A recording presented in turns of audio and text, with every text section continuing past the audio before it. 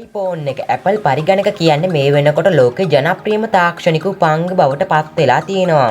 මේ හැම දෙයක්ම නිර්මාණය කරන්නේ Apple සමාගමෙන්ම කියන එක මම ඔයාලට අමුතුවෙන්ම කියන්න ඕන එකක් නෙවෙයි. ඔන්න එහෙනම් අද අපි කතා කරන්න යන්නේ Apple සමාගමේ මූලස්ථානේ මොන වගේද? ඇත්තටම මේ Apple සමාගමේ මූලස්ථානේ සිද්ධ වෙන්නේ මොනවද කියලා බලන්නයි.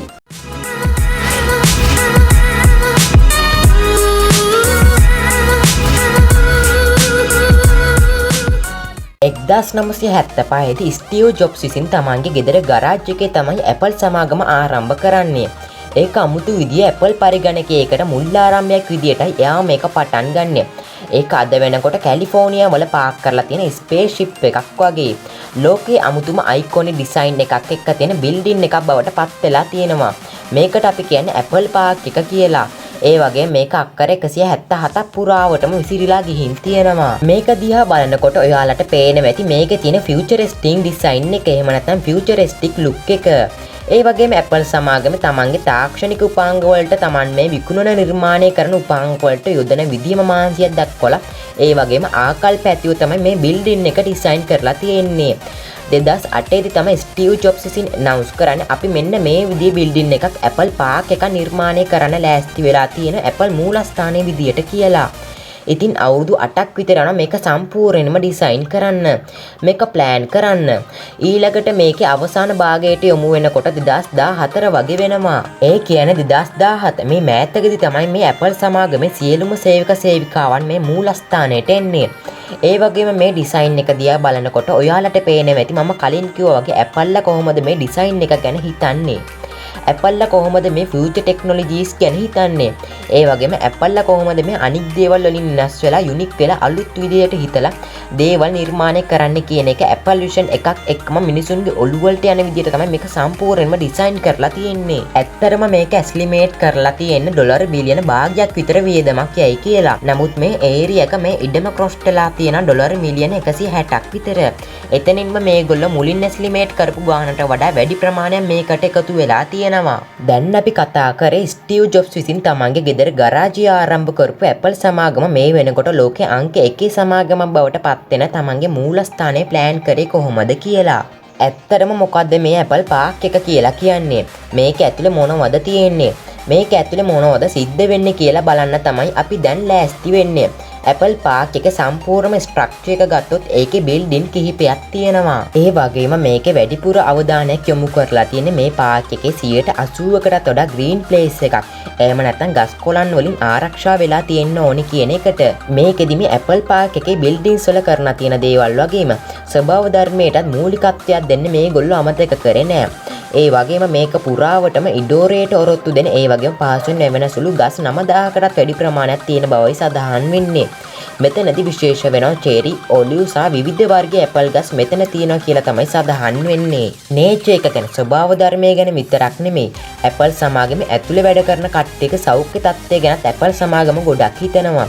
ඉතින් ඒ නිසා ඒගොල්ලන්ට හෙල්දි ලයිෆ් ටයිම් එකක් ගත කරන්න කිලෝමීටර් 3.5ක් විතර වෝකින් පාත් එකක්, රනින් පාත් එකක්, ඒ වගේම ඒගොල්ලන්ට එක්සර්සයිස් කරන්න ජිම් වගේ දේවල් සහ ඒ වගේම තමයි ස්පෝර්ට් කරන ග්‍රවුන්ඩ්ස් වගේ දේවල්, ඒ වගේම ග්‍රවුන්ඩ්ස් එක පුරාවටම යන්න පුළුවන් බයික් 1000ක් විතර මේ Apple Park එකේ ඇතුලේ තියෙනවලු. ඊළඟ දේ තමයි මේ වගේ ලොකු බිල්ඩින් එකක් හැදුවට මේකට බලය එන්නේ කොහොමද? මේ සම්පූර්ණ බිල්ඩින්ග්ස් බල ගන්නවන්නේ කොහොමද? ඉතින් මේකත් Apple සමාගම නිර්මාණය කරලා තියෙන නේචර් ෆ්‍රෙන්ඩ්ලි විදියටයි. එහෙම නැත්නම් මේ නේචර් එකට ස්වභාව ධර්මයට ගැලපෙන පරිදි. මේ Apple Park එක නැත්නම් Apple මූලස්ථානේ තමයි ලෝකයේ ලොකුම වහලක් උඩ තියෙන සෝලර් පැනල්ස් එකතුව තියෙන්නේ. ඇත්තටම මේකෙදි වෝල්ට් 17ක් පමණ ප්‍රමාණයක් නිකුත් කරන්න පුළුවන්ලු. ඒ කියන්නේ මුළු Apple headquarters එකටම අවශ්‍ය බලෙන් 175ක් විතර මේ සෝලර් පැනල්ස් වලින් බල ගන්නන්න පුළුවන් හැකියාව මේගොල්ලොන්ට තියෙනවලු. ඉතුරු 125 නැචරල් ගෑස් වලින් තමයි මේගොල්ලෝ නිර්මාණය කරගන්නේ.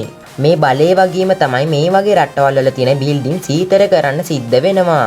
සමහර කාලවලදී උණුසුම් කරන්නද සිද්ධ වෙනවා.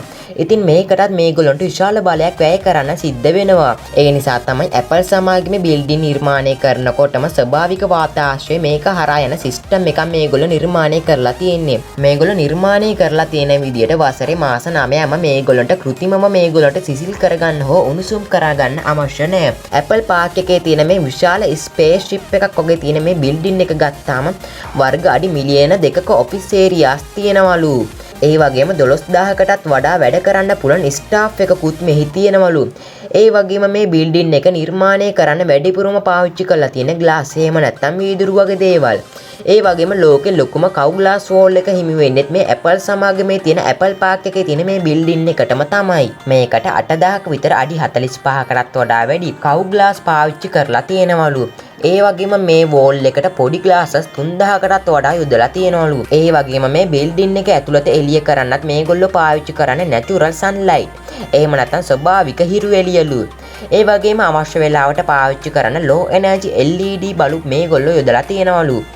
මේ බිල්ඩින් එක නිර්මාණය කරනකොට මේගොල්ලෝ යොදපු තවත් උපක්‍රමයක් තමයි ලොකු භූකම්පනයක් වගේ මෙන්න මේ වගේ අවස්ථාවක් ආවොත් මේ බිල්ඩින් එක සම්පූර්ණයෙන්ම ආරක්ෂා කරන සිස්ටම් එකක් යොදපු එක. මේ බිල්ඩින් එකේ බේස් එකේ ප්‍රධාන වශයෙන් ලොකු ස්ටීල් ප්ලේට්ස් 692ක් තියෙනවලු. භූකම්පනයක් හරි මොකක් හරි හදිසි ආපදා තත්ත්වයක් ආවොත් මේ බිල්ඩින් එක ස්ට්‍රක්චර් එකට කිසිදු වෙනසක් හානියක් නොවි අඩි ගණනක් වුණත් මේක මූව් කරන්න පුළුවන් හැකියාව තියෙන විදිහට තමයි මේක නිර්මාණය කරලා තියෙන්නේ. ඇත්තටම මේ බිල්ඩින් එකේ උඩින් අපි මේ විදිහට බලාගෙන යනකොට කොහේවත් වාහන පාරවල් වගේ දේවල් බලා ගන්න පුළුවන් කමක් නැහැ. මේක නිර්මාණය කරපු ආයතනයේ කටයුතු කරලා තියෙන මේක දිහා බලනකොට බිල්ඩින්ග්ස් වලට 180කටත් වඩා මේකේ ග්‍රීනරි කියන දේ ගස්වැල් වගේ දේවල් පේන්නත් පාරවල් වාහන වගේ දේවල් නොපෙනෙන්නත් නිර්මාණය කරන්න. ඒක නිසා මේක සම්පූර්ණ පාකින් සිස්ටම් එකක් තියෙන බිල්ඩින් එකේ අන්ඩර්ග්‍රවුන්ඩ් එකේ. ඒ වගේම මේකේ තියෙන පාරවල් ඒ කියන්නේ රෝඩ් නෙට්වර්ක් එක සම්පූර්ණයෙන්ම පොළොව යටින් තමයි මේගොල්ලෝ නිර්මාණය කරලා තියෙන්නේ. ඉතින් අන්න ඒ නිසා තමයි අද එළියේ ඉඳන් බලනකොට අද මේ තරම් ලස්සන Apple Park එකක් අපිට බලා ගන්න පුළුවන් වෙලා තියෙන්නේ. Apple සමාගමේ ස්ටාෆ් එකට කෑම බීම ගන්න කැපේ 7ක් මේක ඇතුලේ තියෙනවා. එකවරකට මේක 3000 පමණ වාඩි වෙලා ඉන්න පුළුවන් හැකියාවක් මේකේ තියෙනවා. මේකේ කේටරින් සර්විස් එකට එකවරකට 5000කට කෑම බීම සැපයීමේ හැකියාවකුත් තියෙනවලු. අනිත් විශේෂම දේ තමයි ඔයාලා දන්නවද Apple සමාගමේ Apple ප්‍රොඩක්ට් එකක් ඇනවුන්ස් කරනකොට ඒගොල්ලෑම Apple ඔඩිටෝරියම් එකේ තමයි මේ හැමදේම සිද්ධ වෙන්නේ. මීඩියා වලටත් එහෙම ආරාධනා කරන්නේ මේ Apple ඔඩිටෝරියම් එකටම තමයි. ස්ටීව් ජොබ්ස් Apple තියේටර් කියලා හඳුන්වන්නේ මෙන්න මේකටම තමයි. ඒ වගේම මේකට තමයි ලෝකෙ ලොකුම රූෆ් එක වහලා අයිති වෙන්නේ. අපි මෙච්චර වෙලා කතා කරේ Apple Park එකේ තියෙන මේ ලොකු රින්ග් එකක් වගේ තියෙන බිල්ඩින් එක ගැන විතරයි. ඊට අමතරව බිල්ඩින්ස් කිහිපයක් Apple Park එකට අයිති වෙනවා. මේකේ වර්ග අඩි ලක්ෂයක් විතර ලොකු ෆිට්නස් සෙන්ටර් එකක්, වර්ග අඩි ලක්ෂ 3ක් විතර ලොකු විසිටර් සෙන්ටර් එකක් අඩංගු වෙනවා. ඇත්තටම ඊළඟ දේ තමයි විසිටර් සෙන්ටර් එක කියන්නේ. මේකේ විශේෂත්වය තමයි විසිටර් සෙන්ටර් එක සම්පූර්ණයෙන්ම එකම වහලක් යට තමයි තියෙන්නේ. මේක සෙක්ෂන් කිහිපයකට මේගොල්ලෝ නිර්මාණය කරලා තියෙනවා. විසිටර්ස්ලට ඉන්න පුළුවන් ඒරියා එක. ඒ වගේම Apple Store එක ලේටස්ට්ම Apple products experience කරන්න පුළුවන් තැන. ඒ වගේම විසිටර්ස්ලට කැෆේ එකක්. ඒ වගේම මේ Apple Park එක experience කරන්න පුළුවන් තවත් තැනක්. ඉතින් විශ්මයේ දනවන විශ්වය පුරා සැරිසරන තවම subscribe කරලා නැති කෙනෙක් ඉන්නවා නම් දැන්ම subscribe කරන්න. තව කෙනෙකුට මේ වීඩියෝ එක පේන්න ෂෙයා කරලා ඔවුන් නොදන්න දේවල් ඔබ නොදන්න දේවල් සියල්ල බෙදා හදා ගන්නත් අමතක කරන්න එපා. තවත් දවසක මේ වගේ සුවිශේෂී වන වටින කියන වීඩියෝකින් ළඟදිම දවසක ඔබ හමු වෙනවා. එතෙක් රැඳිලා ඉන්න දිගටම ඔබේ ආදරණීය විස්ම පියසත් එක්ක අදට අපි ගිහින් එන්නම්. ඔබට සුබ දවසක්.